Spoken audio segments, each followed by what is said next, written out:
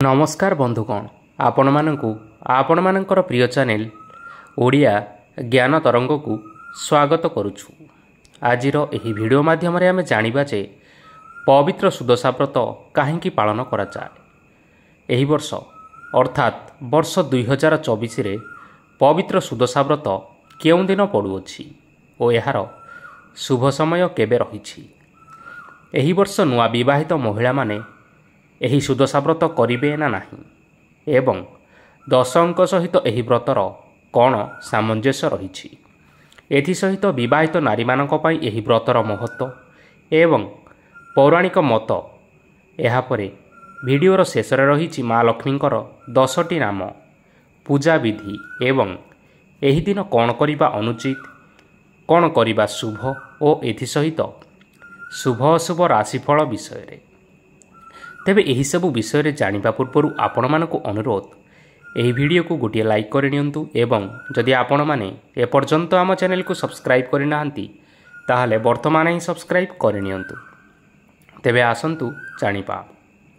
बंधुगण, उत्कलीय संस्कृति रे ओषा और व्रतर यथेष्ट गुरुत्वपूर्ण भूमिका रहिछि। ओडिशा रे पालित हेउथिबा विभिन्न व्रत मध्यरे सुदशा व्रत अन्यतम।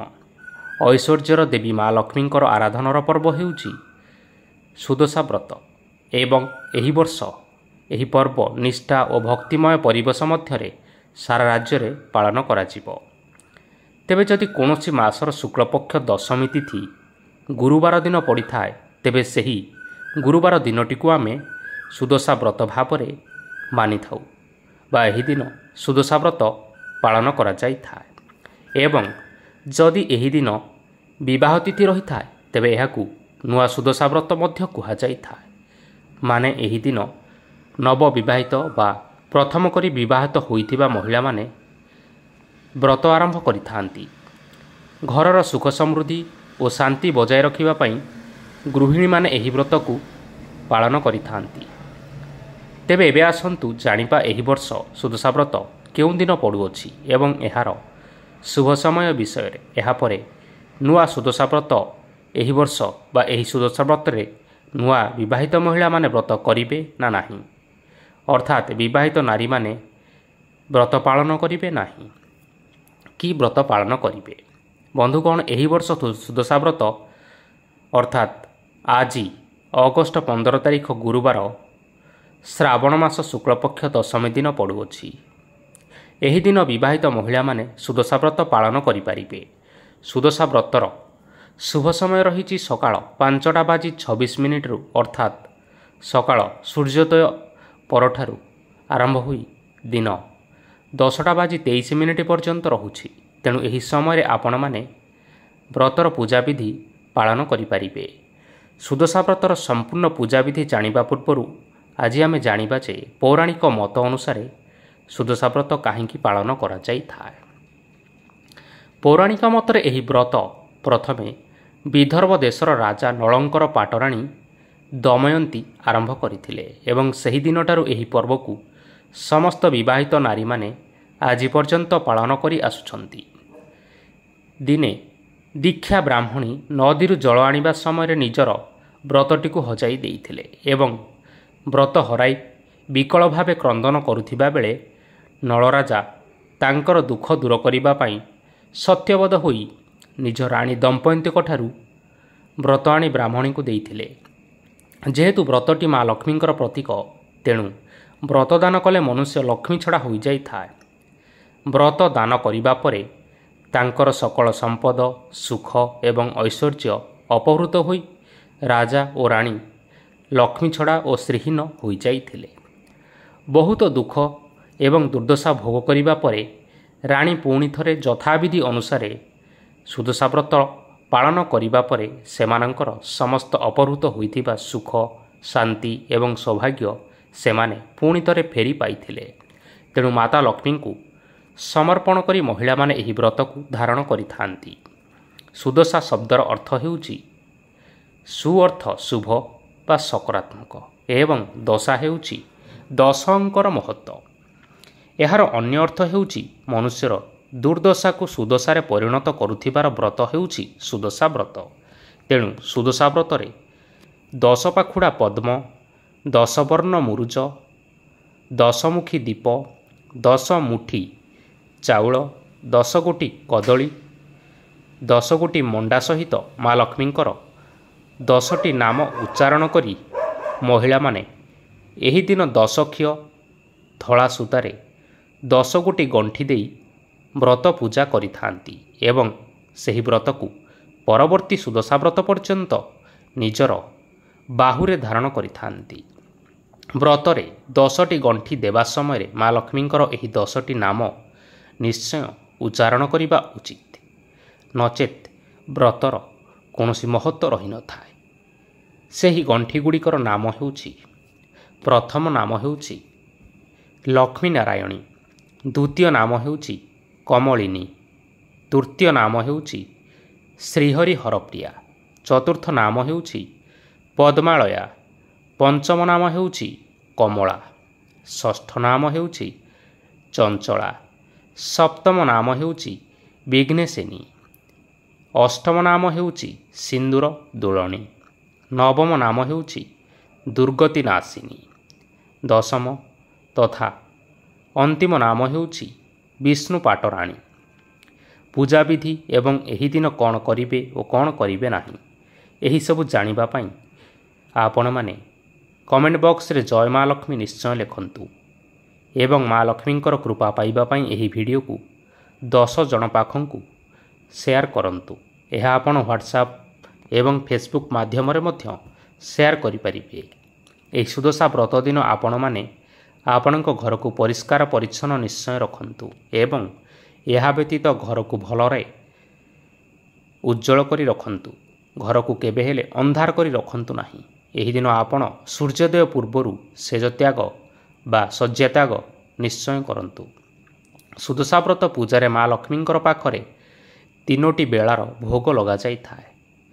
ପ୍ରଭାତ ବା ସକାଳ ସମୟରେ 10 ପ୍ରକାରର ଫଳ ଓ 10ଟି ଛେନାର ଭୋଗ ଲଗାଯାଇଥାଏ। ମଧ୍ୟାହ୍ନ କାଳରେ 10ଟି ମଣ୍ଡା ପିଠା ଓ ସନ୍ଧ୍ୟା ସମୟରେ 10ଟି ଛେନାପଣାର ଭୋଗ ଲଗାଯାଇଥାଏ।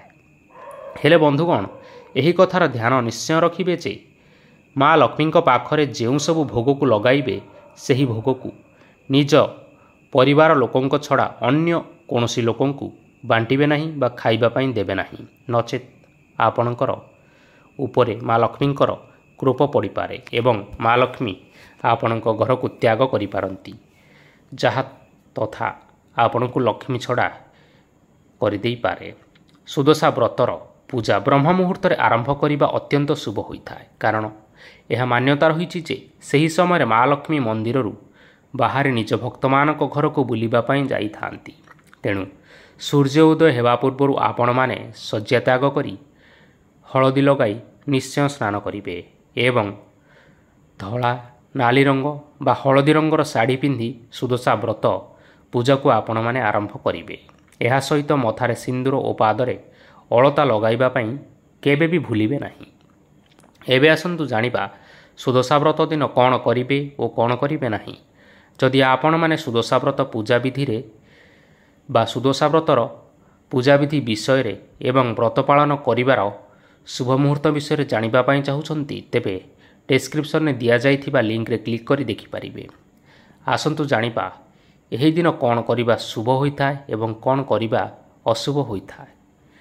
ଗୁରୁବାର ଅର୍ଥାତ୍ ସୁଦଶା ବ୍ରତ ଦିନ ବିଳମ୍ବ ଯାଏ ଶୋଇ ରୁହନ୍ତୁ ନାହିଁ। ଏହି ଦିନ ସକାଳୁ ଉଠି ପ୍ରଥମେ ଘରଦ୍ୱାର ସଫା କରିବା ଆବଶ୍ୟକ।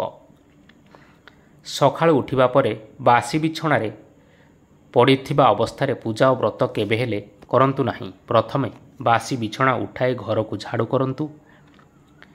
ପରେ ଘର ପୋଛିବା ପରେ ହଳଦୀ ଲଗାଇ ସ୍ନାନ କରି ମା ଲକ୍ଷ୍ମୀଙ୍କର ପୂଜା ଆରମ୍ଭ କରନ୍ତୁ। ଗୁରୁବାର ସୁଦଶା ବ୍ରତ ଦିନ ପ୍ରଥମେ ତୁଳସୀ ଚଉରା ନିକଟରେ ମା ବୃନ୍ଦାବତୀଙ୍କୁ ପୂଜା କରିବା ପାଇଁ ଆପଣମାନେ ଯାଇପାରିବେ ଏବଂ ଏହାପରେ ଠାକୁର ଘରେ ମା ଲକ୍ଷ୍ମୀଙ୍କର ପୂଜା କରିବେ। ଗୁରୁବାର ସୁଦଶା ବ୍ରତ ବୃହସ୍ପତିଙ୍କୁ ସମର୍ପିତ ହୋଇଥିବା କାରଣରୁ ଦେବଗୁରୁଙ୍କର ପ୍ରିୟ ହଳଦିଆ ରଙ୍ଗର ବସ୍ତ୍ର ପରିଧାନ କରନ୍ତୁ। ଭଗବାନ ବିଷ୍ଣୁଙ୍କୁ ମଧ୍ୟ ହଳଦିଆ ରଙ୍ଗ ପସନ୍ଦ ଅଟେ, ତେଣୁ ଭଗବାନ ବିଷ୍ଣୁଙ୍କୁ ହଳଦିଆ ଫୁଲ ଅର୍ପଣ କରନ୍ତୁ। ହଳଦିଆ ରଙ୍ଗର ବସ୍ତୁ ଦାନ କରିବା ଶୁଭ ବୋଲି କୁହାଯାଏ। ଏହି ଦିନ ହଳଦୀ, ଚଣା ଡାଲି କିମ୍ବା ପାଚିଲା କଦଳୀ ଦାନ କରନ୍ତୁ। ଏହା ସହ ଏହି ଦିନ ବୃହସ୍ପତିଙ୍କର ମନ୍ତ୍ର 108 ଥର ଜପ କରନ୍ତୁ। ନିଶ୍ଚୟ ଶୁଭ ଫଳ ମିଳିବ। ସୁଦଶା ବ୍ରତ ହେଉଛି ମା ଲକ୍ଷ୍ମୀଙ୍କର ଅତି ପ୍ରିୟ ଦିନ। ତେଣୁ ଏହି ଦିନ ଏକ ଲାଲ ରଙ୍ଗର କପଡ଼ା ଉପରେ କିଛି ଶ୍ଵେତ ଧାନ ବିଛାଇ ଲକ୍ଷ୍ମୀଙ୍କର ପ୍ରତିମା ନିକଟରେ ପୂଜା କରନ୍ତୁ। ଏଥିସହିତ 10 ପ୍ରକାରର ପୁଷ୍ପ ମଧ୍ୟ ମା ଲକ୍ଷ୍ମୀଙ୍କୁ ଚଢ଼ାନ୍ତୁ। ଏହି ଦିନ ଭୁଲରେ ବି ଘରେ ଆମିଷ ରାନ୍ଧନ୍ତୁ ନାହିଁ କି ଖାଆନ୍ତୁ ମଧ୍ୟ ନାହିଁ। ବ୍ରତ କରୁଥିବା ନାରୀମାନେ ଉଷୁନା ଖାଦ୍ୟ କେବେ ହେଲେ ଖାଆନ୍ତୁ ନାହିଁ। ଦଶମୀ ତିଥି ଗୁରୁବାର ଦିନ ଆରମ୍ଭ ହେଉଥିବାରୁ ଆପଣମାନେ ଗୁରୁବାର ଦିନ କେବେ ହେଲେ ଆମିଷ ଭକ୍ଷଣ କରନ୍ତୁ ନାହିଁ। ଦିନ 12ଟା ପରେ କାହାକୁ ଭିକ୍ଷା ଦିଅନ୍ତୁ ନାହିଁ ଏବଂ କାହାକୁ ଟଙ୍କା ଧାରରେ ମଧ୍ୟ ଦିଅନ୍ତୁ ନାହିଁ। ଏପରି କଲେ ଘରୁ ଲକ୍ଷ୍ମୀ ଛାଡ଼ି ଯାଇଥାନ୍ତି ବୋଲି କୁହାଯାଏ। ଏହି ଦିନ ସନ୍ଧ୍ୟା ସମୟରେ ମୁଣ୍ଡ କୁଣ୍ଡାଇବା ଓ ଶୋଇବା ନିଷେଧ ଏବଂ ଗୃହ ମଧ୍ୟରେ କଳି ଝଗଡ଼ା ବା ତର୍କ ବିତର୍କ କରିବା ସମ୍ପୂର୍ଣ୍ଣ ଭାବରେ ନିଷେଧ ଅଟେ। ସନ୍ଧ୍ୟା ସମୟରେ ଝୁଣା ଜଳାଇ ଘର ସାରା ଟିକିଏ ବୁଲାଇ ଦିଅନ୍ତୁ। ଏହାପରେ ଆଖପାଖରେ ଥିବା ବାତାବରଣ ଶୁଦ୍ଧ ହେବ ଏବଂ ନକାରାତ୍ମକ ଶକ୍ତି ମଧ୍ୟ ଆପଣଙ୍କ ଘରୁ ଦୂରେଇ ଯିବ। ଏବେ ଆସନ୍ତୁ ଜାଣିବା କେଉଁ ରାଶିର ବ୍ୟକ୍ତିମାନଙ୍କ ପାଇଁ ଏହି ସୁଦଶା ବ୍ରତ ଶୁଭ ରହିବ। ବନ୍ଧୁଗଣ, ଗ୍ରହ ଓ ନକ୍ଷତ୍ରମାନଙ୍କର ଗତିବିଧିରେ ପରିବର୍ତ୍ତନ କାରଣରୁ ସମସ୍ତ ବ୍ୟକ୍ତିମାନଙ୍କର ଜୀବନ ଯଥେଷ୍ଟ ପ୍ରଭାବ ହୋଇଥାଏ। ଯଦି କୌଣସି ବ୍ୟକ୍ତିର ରାଶିରେ ଗ୍ରହମାନଙ୍କର ସ୍ଥିତି ଠିକ୍ ନଥାଏ ତେବେ ତାହାର ଜୀବନ ଉପରେ ସକାରାତ୍ମକ ପ୍ରଭାବ ପଡ଼ିଥାଏ ବା ନକାରାତ୍ମକ ପ୍ରଭାବ ମଧ୍ୟ ପଡ଼ିଥାଏ। କିନ୍ତୁ ଯଦି ଗ୍ରହମାନଙ୍କର ସ୍ଥିତି ଠିକ୍ ନଥାଏ ତେବେ ବ୍ୟକ୍ତିମାନଙ୍କୁ ବହୁତ ସମସ୍ୟାର ସାମ୍ନା ମଧ୍ୟ କରିବା ପାଇଁ ପଡ଼ିଥାଏ। ସେଥିପାଇଁ ବ୍ୟକ୍ତିମାନଙ୍କର ଜୀବନରେ ରାଶି ଓ ନକ୍ଷତ୍ରମାନଙ୍କର ମହତ୍ତ୍ୱ ଅଧିକ ରହିଛି। ଜ୍ୟୋତିଷ ଶାସ୍ତ୍ରର ଗଣନା ଅନୁସାରେ ଆଜିଠାରୁ ଅର୍ଥାତ୍ ଏହି ସୁଦଶା ବ୍ରତ ପରଠାରୁ ଏହି 8ଟି ରାଶିର ବ୍ୟକ୍ତିବିଶେଷମାନଙ୍କ ଉପରେ ମା ଲକ୍ଷ୍ମୀଙ୍କର ବିଶେଷ କୃପା ବର୍ଷିବା ପାଇଁ ଯାଉଅଛି, ଯାହାଦ୍ୱାରା ଏହି 8ଟି ରାଶିର ବ୍ୟକ୍ତିବିଶେଷମାନଙ୍କର ଭାଗ୍ୟ ଖୋଲିଯିବ ଓ ଏମାନଙ୍କୁ ପ୍ରଚୁର ଧନ ଉପାର୍ଜନ କରିବାର ଉତ୍ତମ ସୁଯୋଗ ମଧ୍ୟ ପ୍ରାପ୍ତ ହେବ। ଆସନ୍ତୁ ଜାଣିବା ସେହିସବୁ ଭାଗ୍ୟଶାଳୀ ରାଶିମାନଙ୍କ ଉପରେ ମା ଲକ୍ଷ୍ମୀ କ'ଣ ସବୁ ଶୁଭ ପ୍ରଭାବ ପକାଇବା ପାଇଁ ଯାଉଛନ୍ତି। ବନ୍ଧୁଗଣ, ଏହି ରାଶିର ଲୋକମାନଙ୍କୁ ମା ଲକ୍ଷ୍ମୀଙ୍କ କୃପାରୁ ଭାଗ୍ୟରେ ସମ୍ପୂର୍ଣ୍ଣ ସହଯୋଗ ମିଳିବ। କମ୍ପାନୀ ତରଫରୁ ବିଦେଶ ଯାତ୍ରା କରିବାରେ ମଧ୍ୟ ଯୋଗ ରହିଅଛି ଓ ଏହାଦ୍ୱାରା ଆପଣଙ୍କର ବିଶେଷ ଲାଭଦାୟକ ହେବ। ନିଜର ବୁଦ୍ଧିମତ୍ତା କାରଣରୁ ଆପଣମାନେ ପ୍ରଚୁର ଧନ ଉପାର୍ଜନ କରିବେ। ଶିଳ୍ପ, ବାଣିଜ୍ୟ, ବ୍ୟବସାୟ, ପରିବହନ ଓ ନିର୍ମାଣ କ୍ଷେତ୍ରରେ ଉନ୍ନତମାନର ଫଳ ଆପଣମାନେ ପାଇପାରିବେ। ଏହି ରାଶିର ଲୋକମାନଙ୍କୁ ମା ଲକ୍ଷ୍ମୀଙ୍କ କୃପାରୁ ଉନ୍ନତିର ନୂତନ ଅବସର ମଧ୍ୟ ମିଳିବ। ବ୍ୟବସାୟ କ୍ଷେତ୍ରରେ ସନ୍ତୁଷ୍ଟ ରହିବେ। ଅଫିସର ଓ ସହକର୍ମୀମାନେ ଆପଣଙ୍କ କାମରେ ଆପଣଙ୍କୁ ଯଥେଷ୍ଟ ପ୍ରଶଂସା ମଧ୍ୟ କରିବେ। ପ୍ରିୟ ଲୋକମାନଙ୍କ ସହିତ ସମ୍ବନ୍ଧ ଏବଂ ସମ୍ପର୍କ ସ୍ଥାପନ ଅତ୍ୟନ୍ତ ଉତ୍ତମ ରହିବ। ଅଧିକ ପରିଶ୍ରମ କରିବା ଦ୍ୱାରା ଆପଣମାନେ ପ୍ରଚୁରରୁ ପ୍ରଚୁର ଅର୍ଥ ଲାଭ କରିପାରିବେ। ବହୁତ ଦିନରୁ ଲାଗି ରହିଥିବା ଚିନ୍ତା ଓ ବିବାଦରୁ ଆପଣଙ୍କୁ ସମ୍ପୂର୍ଣ୍ଣ ଭାବରେ ମୁକ୍ତି ମିଳିବା ପାଇଁ ଯାଉଅଛି। ଏହି ରାଶିର ଲୋକମାନଙ୍କୁ ମା ଲକ୍ଷ୍ମୀଙ୍କ କୃପାରୁ ସଫଳତା ସୁନିଶ୍ଚିତ ପ୍ରାପ୍ତି ହେବ। ସାମାଜିକ ପ୍ରତିଷ୍ଠା ଓ ମାନ ସମ୍ମାନରେ ବୃଦ୍ଧି ହେବ। ପ୍ରେମୀ ଓ ପ୍ରେମିକାମାନେ ପ୍ରେମ କ୍ଷେତ୍ରରେ ସଫଳ ରହିବେ। ଶିକ୍ଷା କ୍ଷେତ୍ରରେ ଆପଣ ଉନ୍ନତି କରିବେ। ପରିବାରରେ ମାଙ୍ଗଳିକ କାର୍ଯ୍ୟ ଓ ଧାର୍ମିକ କାର୍ଯ୍ୟର ଆୟୋଜନ ମଧ୍ୟ ହୋଇପାରେ। ଯାତ୍ରା କରିବା ସମୟରେ କୌଣସି ଶୁଭ ସମାଚାର ଆପଣମାନଙ୍କୁ ଶୁଣିବା ପାଇଁ ମିଳିପାରେ। ଘରେ ନୂତନ ବସ୍ତୁ ମଧ୍ୟ କ୍ରୟ କରିପାରନ୍ତି।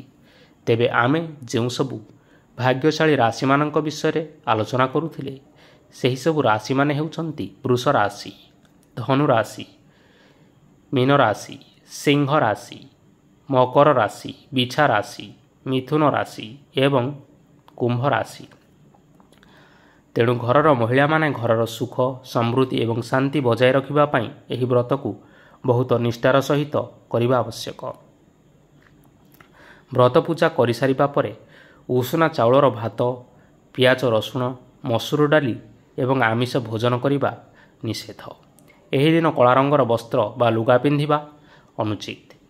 ଯେହେତୁ ଏହି ସୁଦଶା ବ୍ରତ ବା ଶୁକ୍ଳପକ୍ଷ ଦଶମୀ ତିଥି ଦିନ ବିବାହ ତିଥି ନାହିଁ, ତେଣୁ ଏହି ବର୍ଷ ନବବିବାହିତ ମହିଳା ବା ପ୍ରଥମ କରି ବିବାହ ହୋଇଥିବା ମହିଳାମାନେ ନୂଆ ବ୍ରତ କରିପାରିବେ ନାହିଁ।